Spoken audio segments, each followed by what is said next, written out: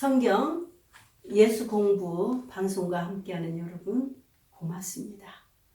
오늘 저는 여러분들과 함께 예수님이 죄인의 친구 이런 주제로 한번 생각해보는 기회를 갖고 싶습니다. 우리는 죄를 멀리 떠나서 아주 밝은 물처럼 살 수 없지요.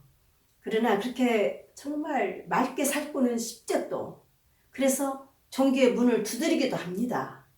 선하신 분, 또 선하신 분들 위주로 사는 그런 단체에 속해서 뭔가 나도 조금 맑게 살고 싶은 없지 않아 있지요. 그런데 어쩌면 죄인의 친구라고 하면, 근데 반대로 예수님이 죄인의 친구? 이거 좀 어떻게 생각해야 되지? 정말 저거 맞는 말이야? 이런 생각조차도 들 수 있습니다. 그래서 그 심정 안에는 정말 그러지 않기를 바라는 마음도 있을 수 있습니다. 좀 경건하고 뭔가 조금 뭔가 다른 사람들 이런 것을 상상하게 되지요. 어쩌면 흠도 티도 없는 그런 삶을 추구하는 나머지 그럴 수도 있습니다.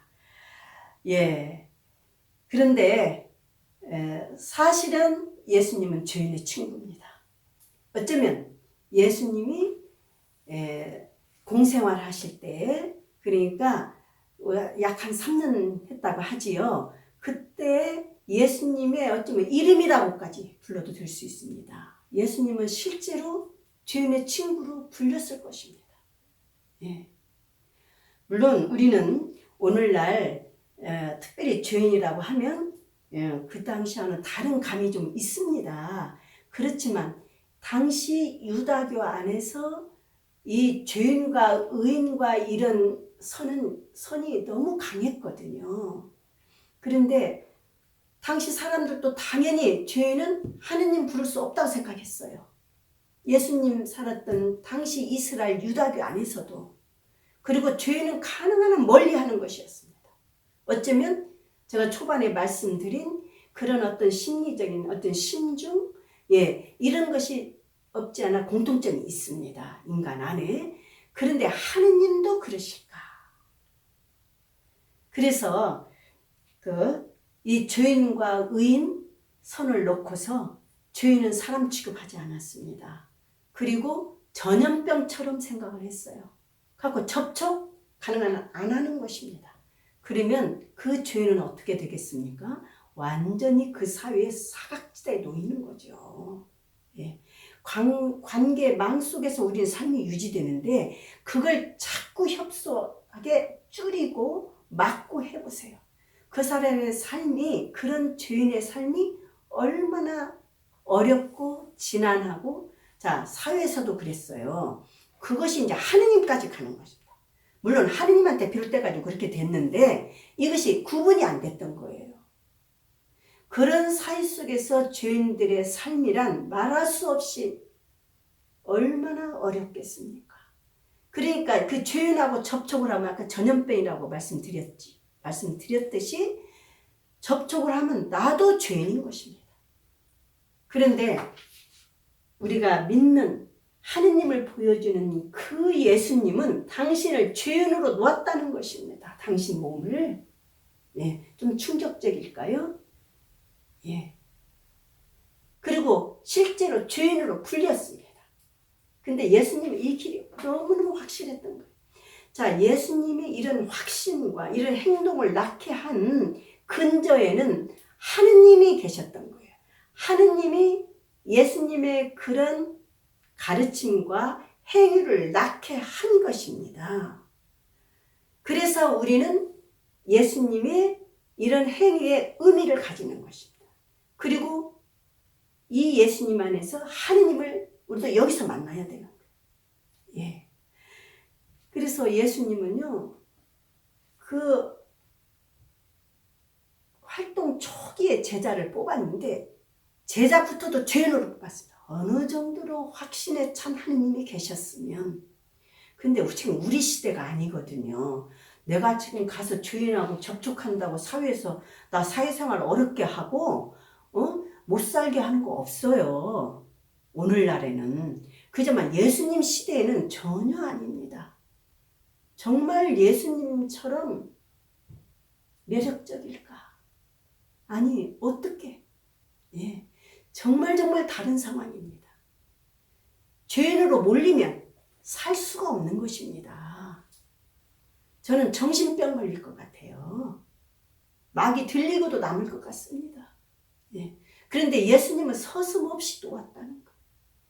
그리고 당신을 아예 죄인 자리에 당신 몸을 놓았습니다.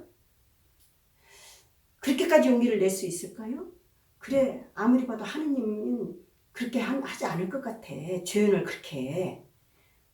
거기까지 생각도 못 미쳐요, 보통. 근데 미쳤다 하더라도 내 몸을 죄인들 사이에 놓는다. 이 용기는 정말 엄청난 차이입니다. 근데 예수님은 처음부터 끝까지 그렇게 하셨습니다. 그래서 예수님의 별명입니다. 예수님을 죄인의 친구라고 불렀던 거. 예수님 당신. 근데 예수님은 이것을 어째요? 자존심 상하거나 예수님의 매력입니다.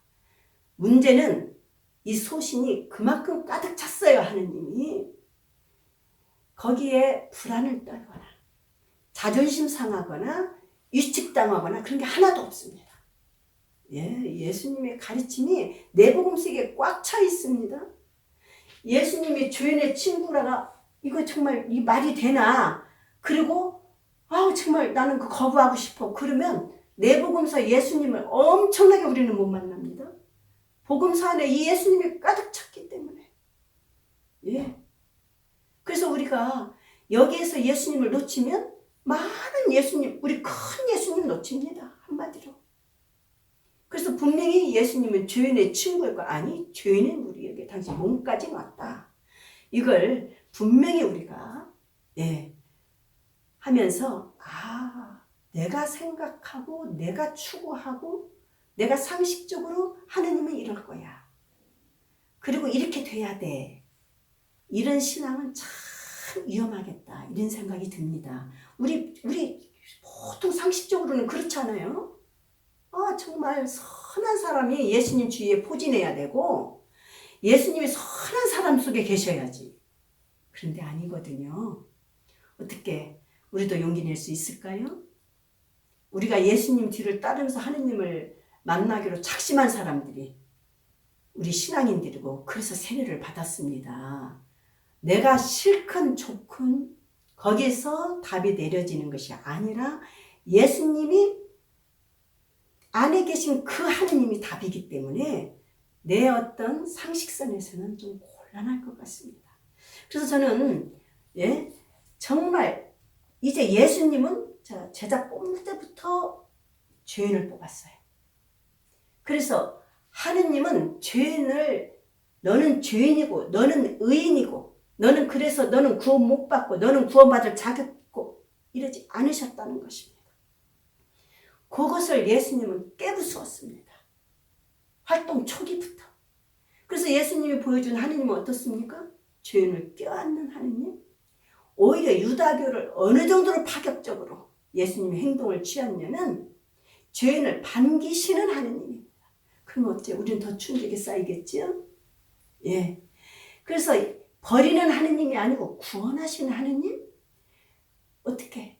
당신 자비로 구원하는 것이지 우리의 자격, 네가 무슨 죄를 졌냐, 안 졌냐, 율법을 지켰냐, 안 지켰냐 이런 조건에서 우리 구원이 주어지지 않는다는 것입니다. 그래서 여기는 굉장히 심각한 문제예요. 내 열심으로 내 구원 따내는 거 아닙니다.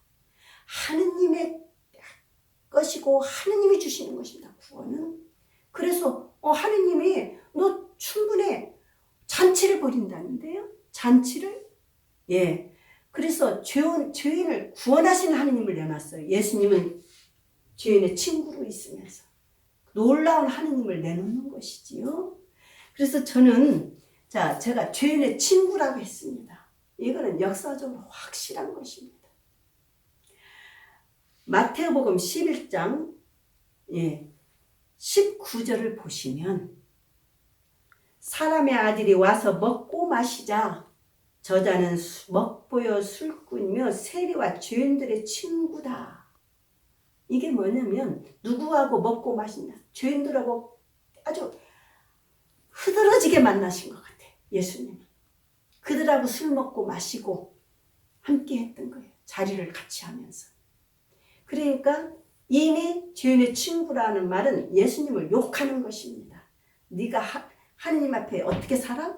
너 죄인의 친구야. 너 죄인이야. 구원 못 받아. 하고 욕하는 말입니다. 예수님의 별명입니다. 자, 하고 말한다. 그러나 지혜가 옳다는 그 지혜가 이룬 일도 드러난다. 그래서 하느님의 지혜는 예수님의 이 행동 안에 하느님의 지혜가 있다는 것입니다. 또 하나 말씀을 제가 마르코복음 2장을 이 말씀을 더 확실히 하는 말씀. 마르코복음 2장 17절 말씀을 제가 끝으로 한 번 더 같이 들으면서 우리 하느님은 이런 분이구나. 예수님이 내놓은 하느님은 이런 분이구나. 한번 생각해 봅시다. 자, 2장 17절을 보면 여기서도 세리는 아주 그 16절 17절을 이렇게 연결해서 좀 간단히 보자면요. 세리는 아주 대표적인 죄인입니다. 하느님을 불러 저런 죄인이 어림짝도 없는 거예요. 그런데 뭐냐면 자 16절 끝에 보면 저 사람은 어째서 세리와 죄인들과 함께 음식을 먹는 것이요. 아까 먹고 마신다. 이들하고 먹고 마신 거예요. 예수님. 예. 예수님께서 이 말을 들으시고 그들에게 말씀하셨다. 건강한 이들에게 의인이다. 하나님 앞에 나는 건강하다. 아주 자신감이 넘치는 의인들입니다. 건강한 이들에게는 의사가 필요해. 비유니까요. 의사 예를 드는 거예요. 필요하지 않나 병든 이에게 의사는 병든 이에게 필요하죠. 우리도 아플 때 병원 찾지 않아요?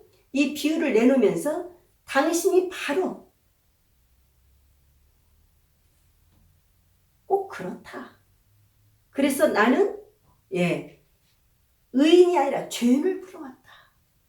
그러면서 예수님은 당신의 사명, 소명까지 내놓습니다.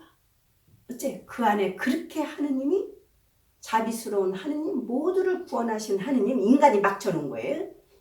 그 자비스러운 하느님을 확실히 내놓는 이 말씀들 제가 2군데를 했는데 그 밖에 많습니다.